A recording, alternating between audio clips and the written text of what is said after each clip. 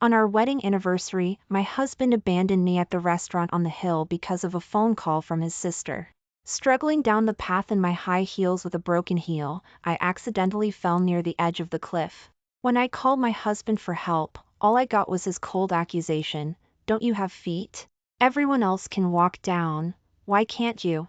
A few minutes later, his sister, Jessica, posted on social media, "David is the best." In the photos, David was gently disinfecting her scraped arm, his eyes full of concern. Jessica, meanwhile, was wearing a black silk nightgown, with her cleavage fully visible. This time, I decided I was done with him. Near the cliff edge, the broken branches pricked painfully. I looked at my phone and gave a self-mocking laugh. David could see Jessica's smallest scratch, yet he was blind to my bleeding feet. My heart felt colder than the night rain. My phone suddenly lit up. I quickly opened it, thinking it was a message from David, that he was coming to get me. But when I opened it, it was a video from Jessica. In the bathroom, a blurry figure was faintly visible showering. Jessica's sweet voice asked, "David, do you need me to get your pajamas?" The intention to flaunt was obvious. My phone died before the video finished. Looking at the pitch black around me, my heart sank completely. I spent a night fighting for survival in the deep mountains and dense woods, while David and Jessica were cozy in a warm hotel. This was the sister David talked about. I felt increasingly cold, my body trembling uncontrollably. My head was heavy and hazy, and some memories drifted through my mind. David and I had been in love and dependent on each other in Rivertown for 7 years. Our relationship had always been stable.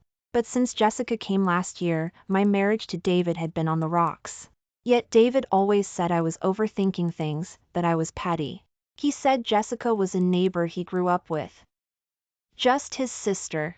But when Jessica said she was scared of thunder, David would leave me, hospitalized with a stomach issue and on an 4 drip, and rush over to her. Jessica wanted specialty coffee and pastry from the west side, so he drove 20 kilometers to get it, forgetting the documents he was supposed to bring me. Unknowingly, David had already crossed that dangerous line, yet he called me petty. I was tired, truly tired. I tilted my head slightly.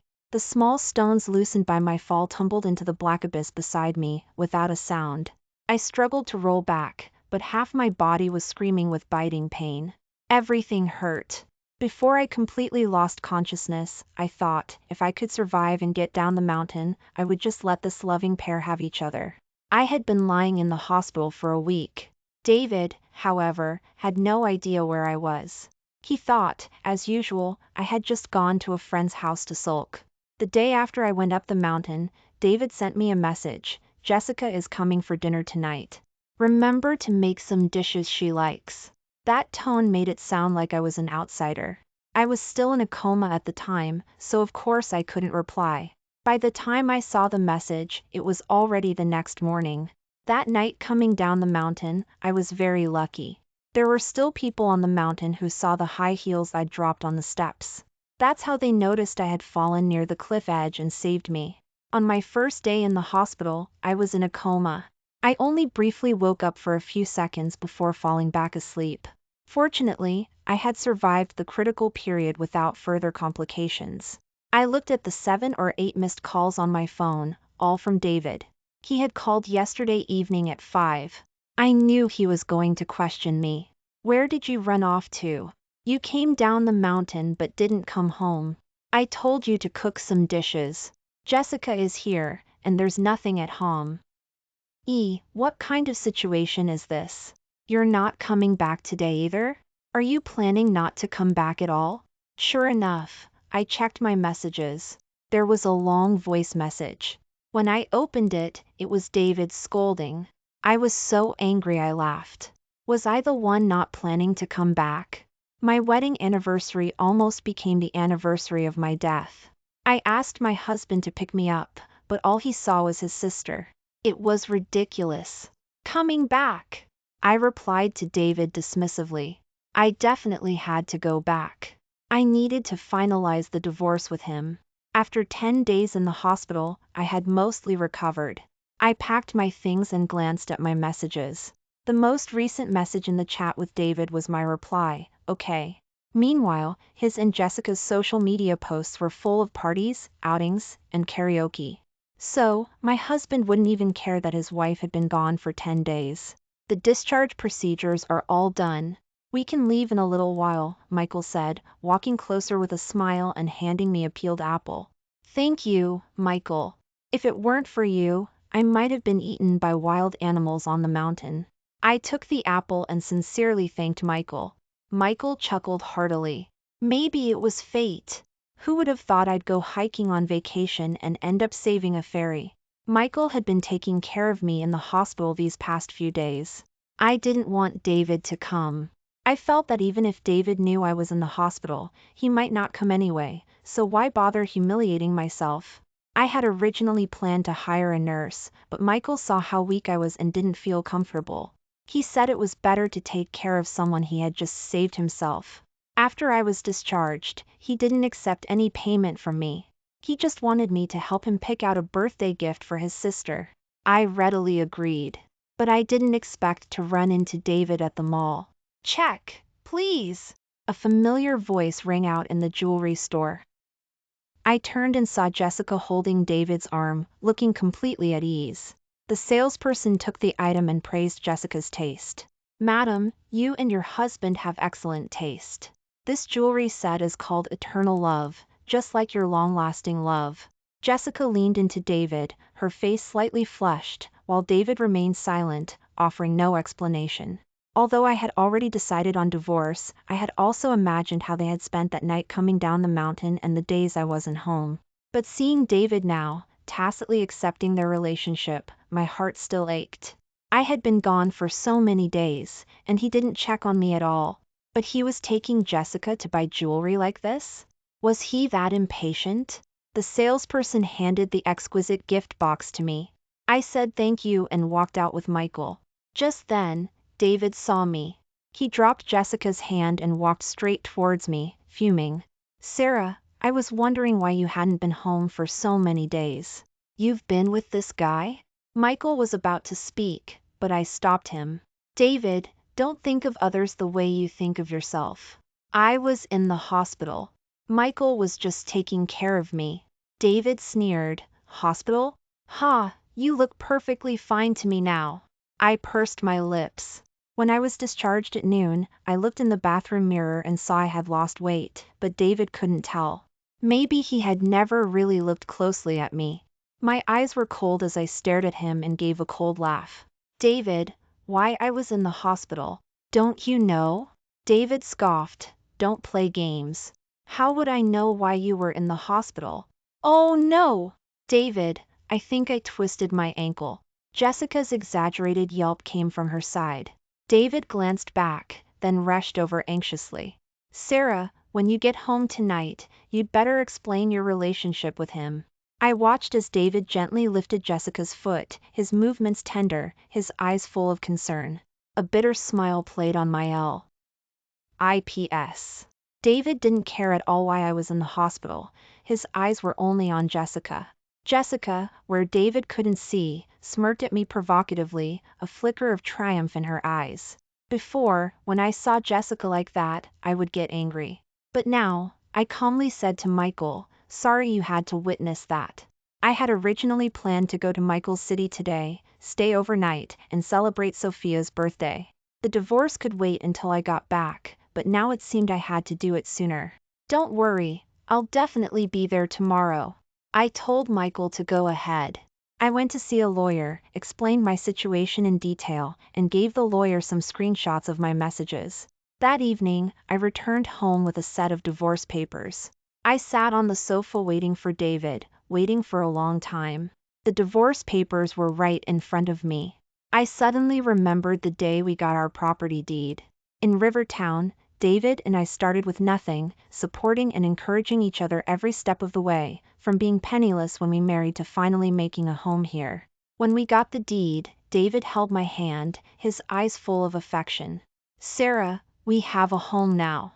That night, we sat on the sofa, crying and holding each other. My wife, this is our home, a home just for you and me.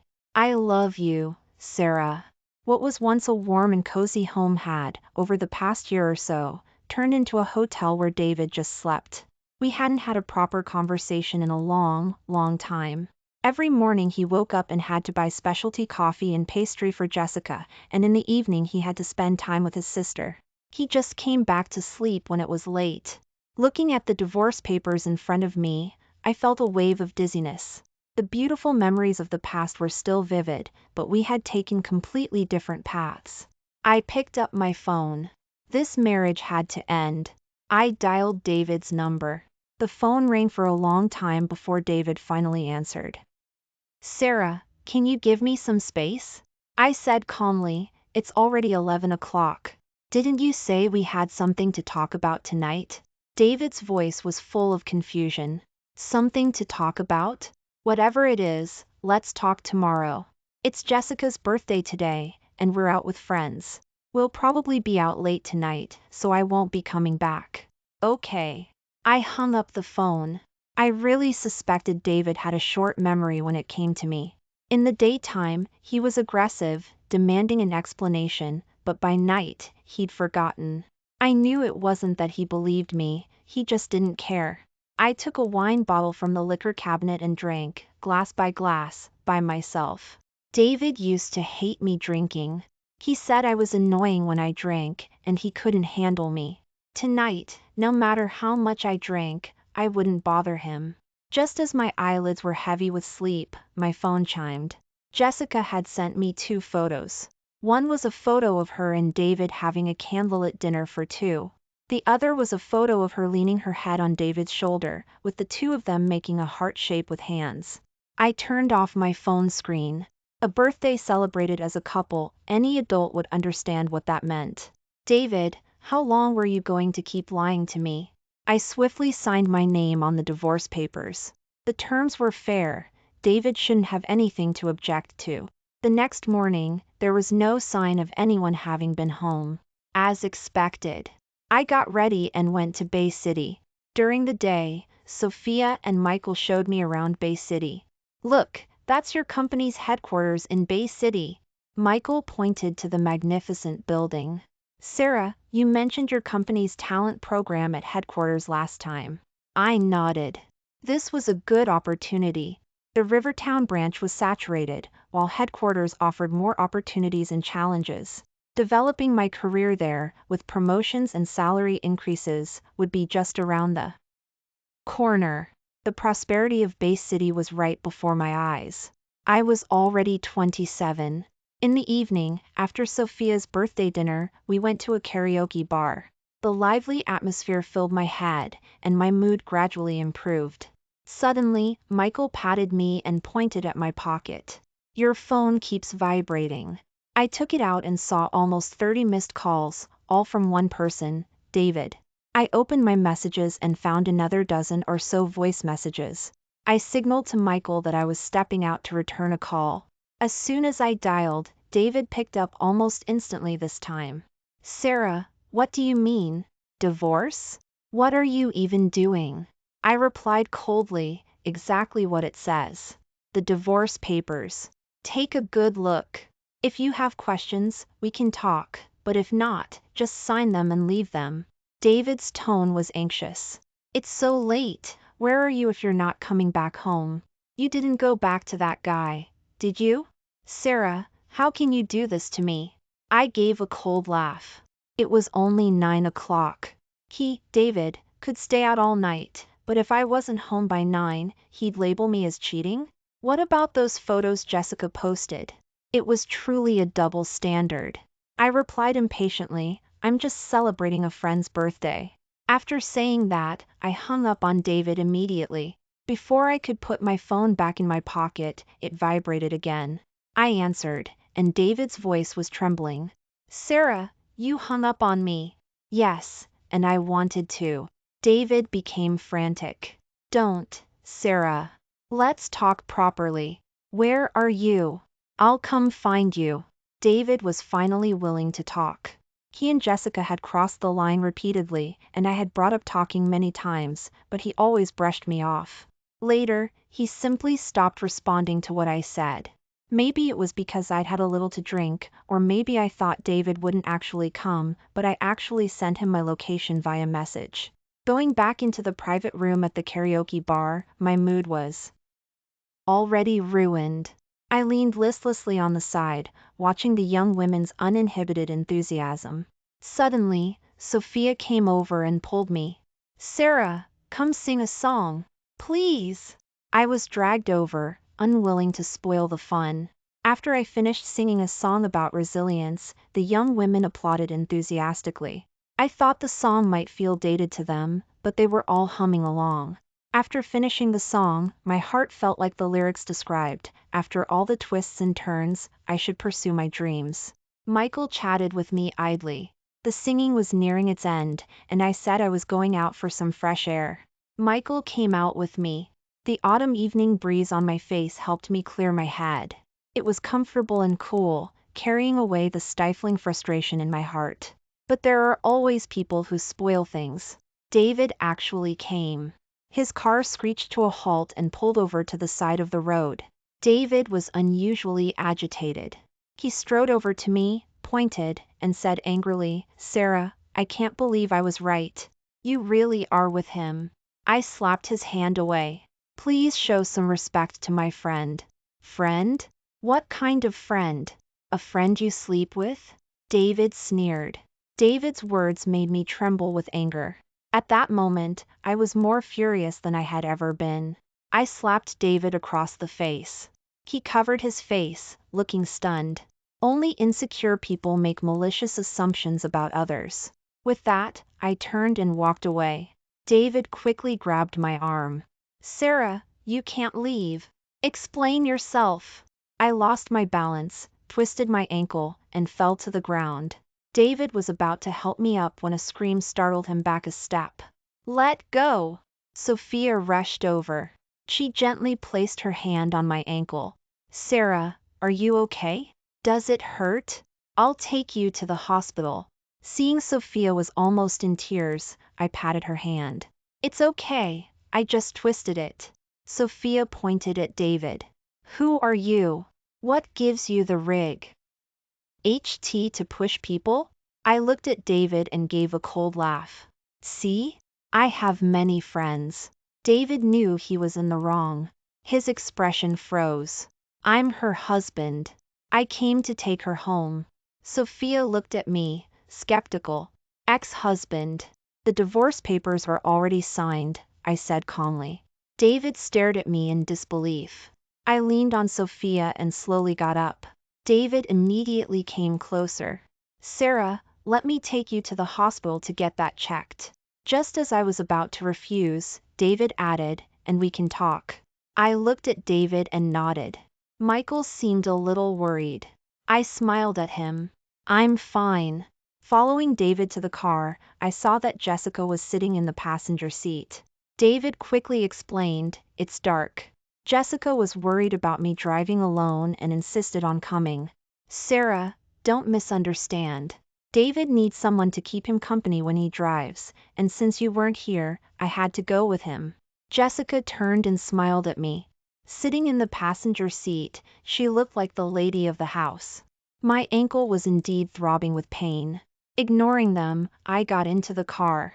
At the doctor's, he pressed my ankle, and I gasped with pain. David was beside me, asking anxiously, "Doctor, how is it?" Before the doctor could answer, Jessica suddenly clutched her stomach, frowning and whimpering. David immediately went to Jessica's side. "What's wrong? Jessica, where does it hurt?" Jessica's eyes looked fragile. "David, my stomach hurts." David glanced at me, then said to the doctor, "Doctor, please take good care of my wife. I need to take her to get checked out first. I'll be back later." After David left, the doctor asked me, "Your husband?" I smiled. "Ex-husband." The doctor gently replied. He rubbed my ankle. "It's nothing serious. I'll give you some ointment. Put it on for 2 days, and it'll be fine. Try not to strain it these couple of days." After thanking the doctor, I took the ointment and got a taxi back to Rivert. When I got home, I slowly made my way to the sofa. The ointment really worked. The pain in my foot lessened. I rested, half closing my eyes, but my phone kept vibrating. I picked it up and turned it off. The lights in the room suddenly turned on. Seeing me, David's tone was furious. "Sarah, why didn't you say anything when you got back? We've been looking for you for so long, and you won't answer your phone. Jessica had a stomachache from looking for you.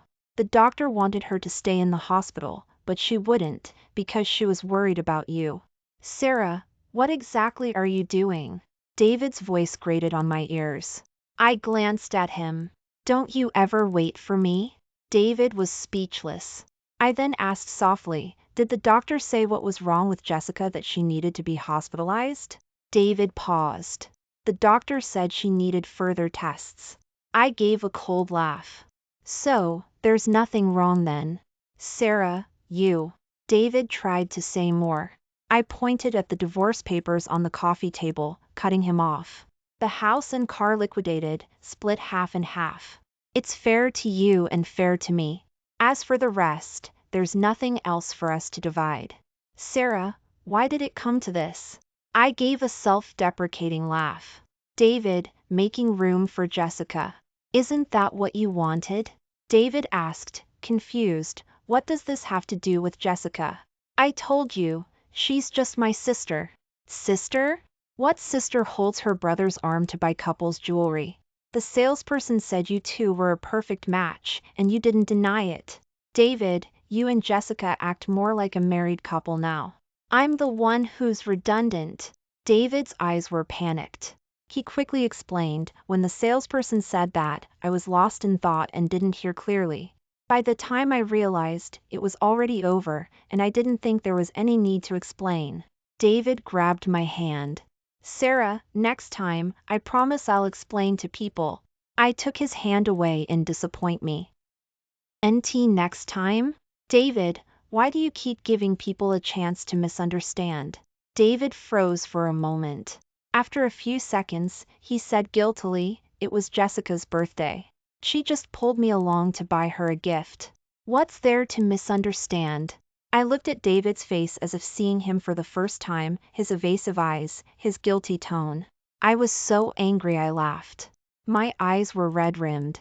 "David, then what were you misunderstanding when Michael and I were just talking?" "David, you know everything. You want a stable home, but you also enjoy Jessica calling you David. We don't need to say anything more. Look over the divorce papers carefully. If there are no issues, just sign them." David pushed the divorce papers away and challenged me. "No, Sarah, I won't sign them. I love you. How can you bear to sign away our 7 years of feelings?" "Yes, 7 years of feelings. How did it come to this?" "David, stop deceiving yourself. Over these 7 years, love was worn away little by little. How much is left?" "Some people's love is like fine wine, growing richer and more fragrant with time. Some people's love is like water, becoming more bland and tasteless with time." "David, you are the latter." The next day, I didn't say a single word to David. He probably thought it was just another way I was giving him the silent treatment. In the afternoon, he came back to pack, saying he was going on a business trip for a week. It was rare for David to report his schedule to me. He stood in the living room after saying it, seemingly waiting for me to question him as I used to. "With whom? Where are you going? How long will you be gone?" But I didn't. David left, looking a bit deflated. That evening, Sophia asked how my ankle was. I reassured her I could walk now. Then, Jessica sent another photo. David had his eyes closed, and her hand was resting on his chest. "Sarah, David was always mine. You can't take him." I had no idea David had such business trip per. KS, someone taking care of him intimately when he was drunk. Even though I already knew about their relationship, I still felt a pang of sadness. Tears welled up immediately. My hand trembled as I typed a string of words, deleting and retyping, finally sending her just a few. "He's yours. I don't want him anymore." I screenshotted all the message history and blocked Jessica and David. I sat alone in the room for a long time. Frustrated, I ran my hands through my hair, flipping through old photos one by one, and then deleting the ones of David and me, one by one. All the past faded away with those photos. I rubbed my temples and lay down to sleep. The next day, I quickly processed my transfer through the director and went to work in Bay City. During my time in Bay City, I was busy learning, training, and taking on new projects, my head spinning. Time truly is a healer. A wrong relationship was forgotten in a corner. I thought my relationship with them was over, but unexpectedly, as I was leaving the company building after work, I saw David. I spotted him and, to avoid him, walked in the opposite direction. But David quickly strode after me. Before I could get away, he grabbed my hand tightly. "Sarah, why didn't you tell me you were transferring to Bay City? Do you want to leave me that badly?" "Sarah, I won't deal with Jessica anymore. Can you please come back? Can we not get divorced?" When I heard David say he wouldn't deal with Jessica anymore, I laughed. "David won't deal with Jessica? Can you actually do that? Before, when I was in the hospital with a stomachache, you abandoned me for Jessica. On our wedding anniversary, you dragged me, wearing heels, to climb a mountain for Jessica. I was left behind on the mountain, drenched in heavy rain, running a high fever, my feet covered in blood blisters. I almost fell off the cliff. I called you for help, dialed so many times, but you and Jessica were cozy in a hotel. David, do you know? If Michael hadn't saved me, I wouldn't even have had the chance to divorce you." David looked at me in confusion. "Mountain? Called for help? Sarah, I didn't see your calls." I froze for a moment. After realizing, I gave a cold laugh and pulled up the message history on my phone to show David. The video of me calling for help on the mountain during the heavy rain, the revealing videos and photos Jessica sent, the repeated provocations, the evidence right before his eyes. David was stunned, taking a step back in disbelief. I forced a smile. "David, I'm tired. Truly tired." I couldn't shake off David's hand. His grip tightened, his eyes bloodshot. "Sarah, there's really nothing going on between me and her. That day, after coming down the mountain, there was only one room left, so I had no choice but to share it with her, but I slept on the sofa. And this photo, this one, I can explain all of them." David flipped through the photos one by one, but I took back my phone. I shook him off forcefully. "David, don't you understand? It's not necessarily about something happening. It's about your failure to refuse. It's about your lack of boundaries. Every time you chose her, every time you indulged her, you almost killed me. David, I don't need your explanations anymore. Just sign the divorce papers and stop looking for me." Under my barrage of accusations, David's face turned pale. He opened his mouth but couldn't say a word. I turned to leave, but David blocked my way. "What if I delete all her contact information right now? Sarah, from now on, it's just you and me. I'll protect you. Believe me." I looked at David with indifference, then looked away. Without saying a word, I turned and left, under his hopeful gaze. "Sarah, I won't leave here until you forgive me." David's words drifted away on the faint breeze. I scoffed and walked away resolutely. Back at her apartment building, I saw messages from colleagues in Rivertown. They said David had been lingering downstairs at my company building for several days but wasn't there today. They told me to be careful. I didn't really care. When had David ever chased after me before? After a sound sleep, I saw David again the next day, downstairs at the company building. He eagerly held out something he was carrying. "Sarah, you haven't had breakfast, right? I bought you some specialty coffee and pastry. Eat something later. You have a sensitive stomach, you shouldn't go hungry in the morning." I glanced at the iced Americano and sweet pastry David was holding. I said coldly, "My stomach hurts, I can't drink iced Americano. I don't like sweets either." I scoffed, walked around David, leaving him speechless behind me. In 7 years, David didn't know what I liked or disliked, but it took him less than a year, maybe even less time, to remember Jessica's preferences. Was it true that the person who gives more is the one who loves more deeply? I shook my head. It was all irrelevant to me now. I wouldn't think about it anymore.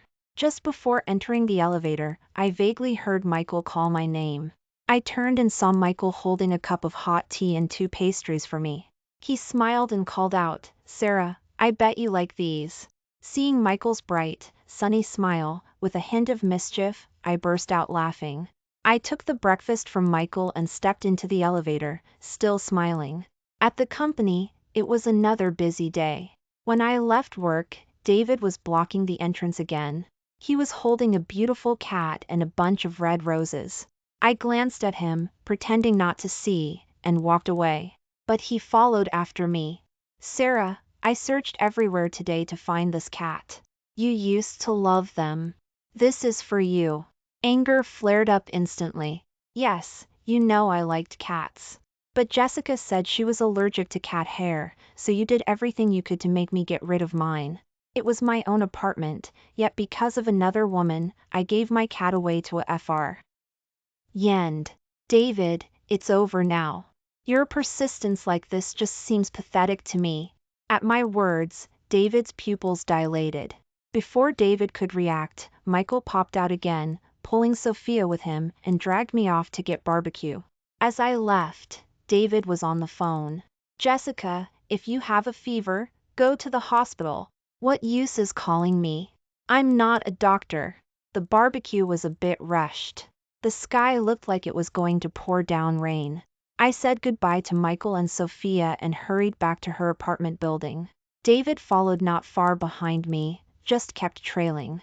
When I got upstairs, I looked out the window and saw he was still lingering downstairs. People passing by looked at him. Some were complaining in the building group chat, saying that having someone lingering downstairs at night was creepy. A colleague I was friendly with messaged me privately, asking me to persuade him to leave. Otherwise, they said, the group chat would surely explode if this continued. After thinking about it, I called him anyway. "Sarah, what is it?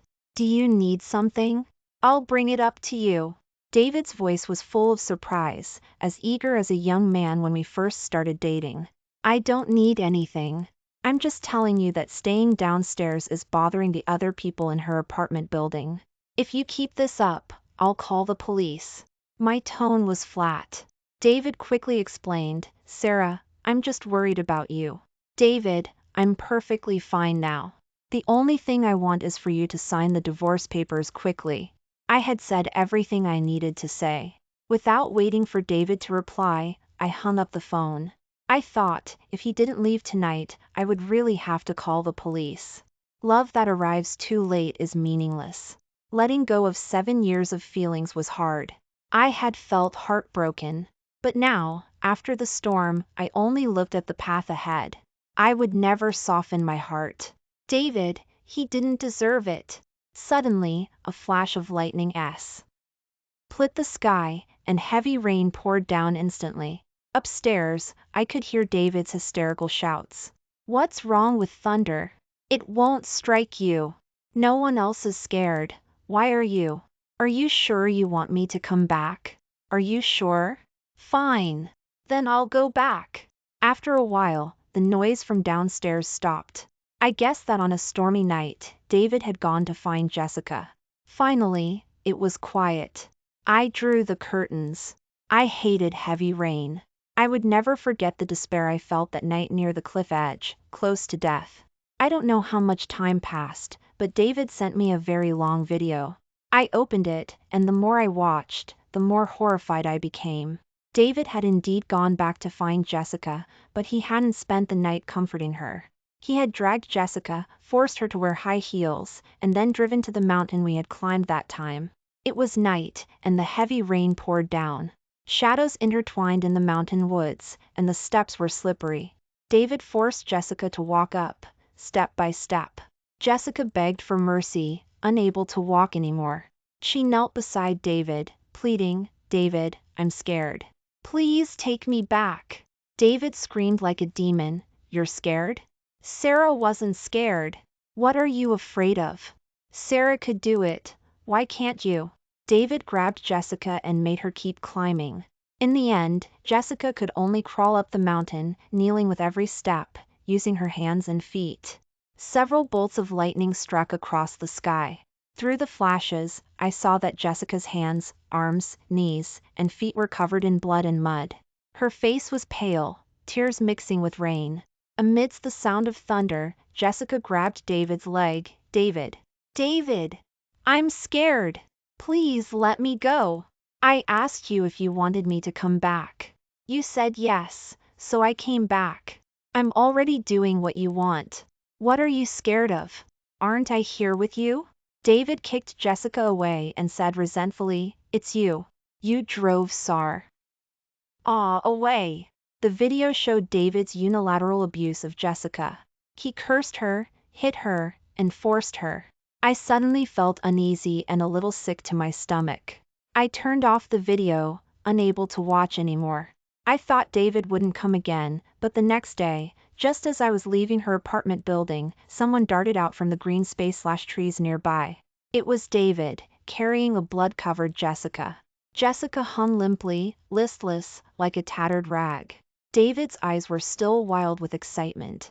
He said to me, "Sarah, I didn't stay with her last night. I took her mountain climbing. I brought her here to apologize to you. Sarah, please forgive me, okay?" I was startled by David's appearance and stepped back. David held Jessica, forcing her to kneel. "Apologize. Explain to her that those photos, those videos, you took them on purpose. Explain it to her." Jessica seemed disoriented, her eyes vacant. Seeing Jessica didn't speak, David slapped her twice.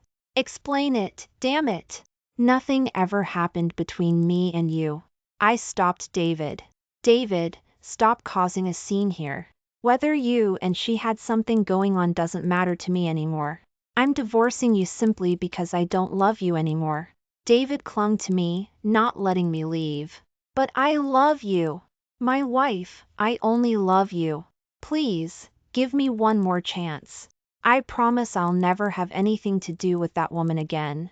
David dropped Jessica and knelt before me. "My wife, 7 years of feelings, how can you just let them go? You're lying to me, aren't you? 7 years, who can just stop loving after 7 years? David was crying, tears and snot running down his face. This was the second time I had seen David cry. The first time was the day we got our property deed, the day we finally had our own home. This time, it was our divorce. Seeing David cry, I felt strange. Why couldn't he have been faithful when he had me? Faced with David's tears, my heart was completely unmoved. "Davi. You don't deserve my love." David gave a bitter smile. "I know I was wrong, Sarah. I really know I was wrong." His hands hung limply at his sides, his expression listless. "Sarah, you don't have to love me, but please don't leave me, okay? I'll spend my whole life making it up to you. I beg you, don't leave me. Let's just get divorced. Stop dragging this out, there's no point." I no longer looked at David and walked away. Seeing that I no longer saw him at all, David's eyes were dead and ashen. He finally realized he had completely lost me. At the company, colleagues who knew about the morning scene told me what happened afterward. After I left, the security guard at her apartment building called the police. When the police arrived, Jessica seemed to have mental issues. She kept kowtowing to the police, saying she was wrong. David remained silent on the side. When the police arrested him, he didn't resist at all. I gave a cold laugh. These two had nothing to do with me anymore. My training period in Bay City was almost over. I was busier than ever, but I felt a sense of stability I'd never had before. I only learned about David and Jessica again when a colleague told me after seeing the news. Jessica had gone completely insane after that night, but I didn't feel an ounce of sympathy. As for David's actions towards Jessica, it was classified as intentional assault, and he was sentenced to 3 years in prison. I quickly and smoothly obtained my divorce certificate and moved towards my new life. In just over 3 years, the projects I managed brought significant profits to the company. I also got the promotion and salary increase I wanted, finally owning my own house and car in Bay City. That day, I was hosting a dinner for colleagues. Outside the hotel, a man was sitting on the side. A security guard came over to chase him away. He ran towards me, asking for money. The moment he looked up, I recognized him. He seemed to recognize me too and ran away in a panic. While we were eating, a colleague mentioned David. After serving his 3 years in prison, David couldn't find any work. He was always listless, and his mental state didn't seem quite right. Oh, no wonder. But it had nothing to do with me.